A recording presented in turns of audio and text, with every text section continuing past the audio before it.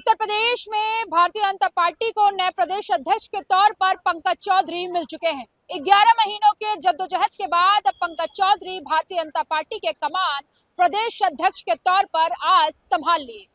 हालांकि सबसे बड़ी बात है कि पंकज चौधरी का राजनीति की शुरुआत कहां से हुई, इसको लेकर भी चर्चा है।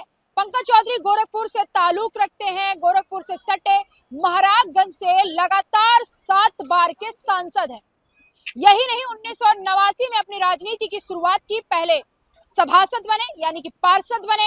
इसके बाद 1990 में भारतीय जनता पार्टी के जिला कार्य समिति सदस्य, फिर 1991 से लेकर 1998 तक महाराजगंज से सांसद रहे। हालांकि 1999 और 2004 इन दोनों में देखा जाए तो उनको हार का सामना करना पड़ा था, लेकिन उसके बाद से 2014 से ही वो लगातार सांसद के रूप में महाराजगंज सीट पर कब्जा जमाते आए।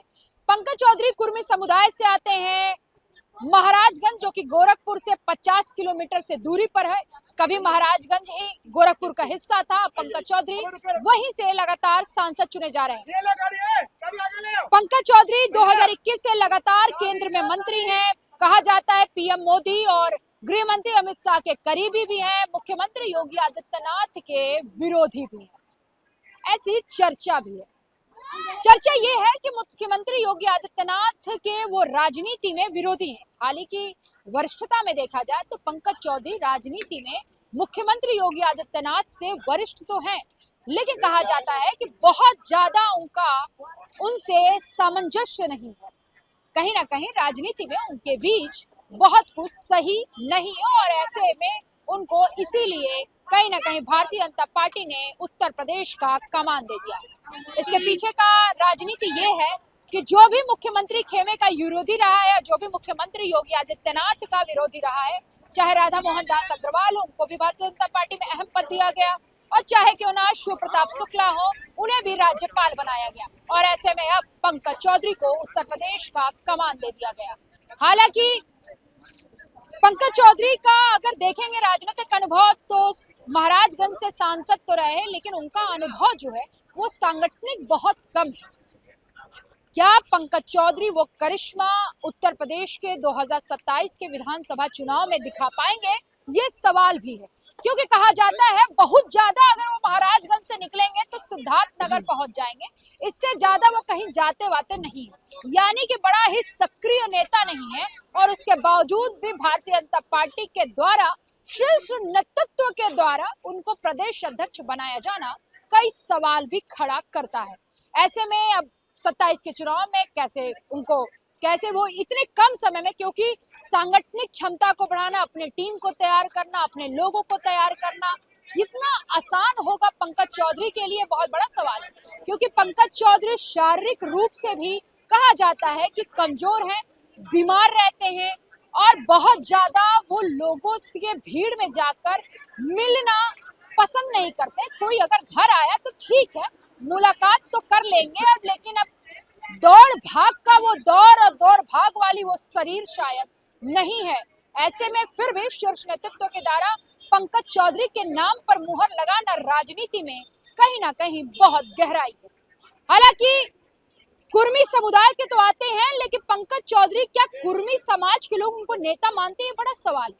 क्योंकि कभी कुर्मी समाज का कोई सम्मेलन नहीं करते देखा गया, कभी कुर्मी समाज की बात करते नहीं देखा गया, कभी कुर्मी समाज के लिए कोई लड़ाई लड़ते नहीं देखा गया, कभी कुर्मी समाज के जिलों का दौरा करते नहीं देखा गया। ऐसे में पंकज चौधरी को कुर्मी समाज का नेता बना के उनको प्रदेश अध्यक्ष का कमान देना, ये भारतीय जनता पार्टी का नीति और रणनीति ही जानता होगा।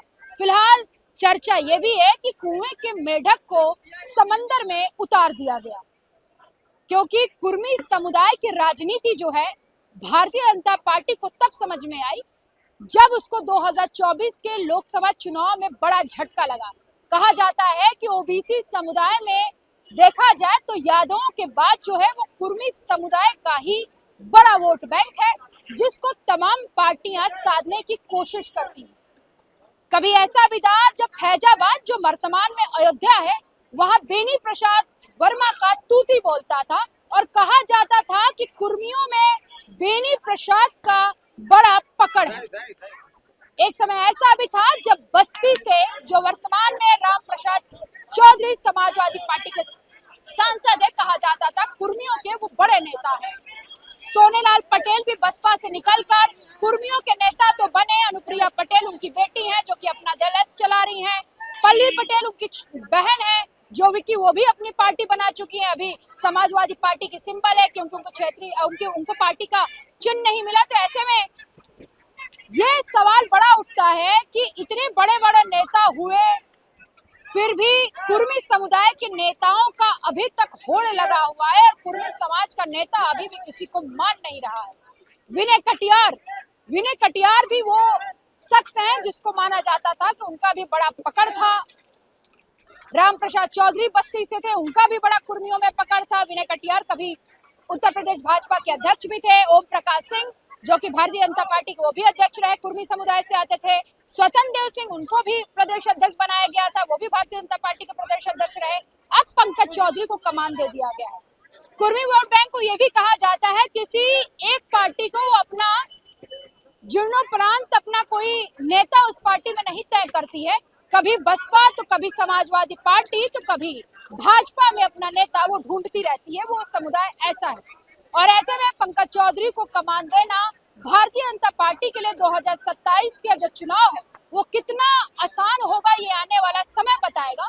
लेकिन वर्तमान की राजनीति में और वर्तमान में अगर पंकज चौधरी के विषय में किसी से पूछेंगे, किसी कार्यकर्ता से या किसी पदाधिकारी से, तो जरूर दबे जुबान में ये जरूर कह देगा कि पंकज चौधरी कब से कुर्मी समाज के नेता हो गए और पंकज चौधरी कितना संगठन में सक्रिय रहे हैं, ये एक बड़ा सवाल खड़ा हो जाता है। फिलहाल आने वाली रणनीति और भविष्य की राजनीति 2027 का परिणाम भी तय करेगी और पंकज चौधरी की मौजूदगी भारतीय जनता पार्टी में कितना उसको वर्चस्वता दिलाई है ये भी बताएगी। कैमरामैन जिशान के साथ मैं जया सिंह, अनादि टीवी, लखनऊ।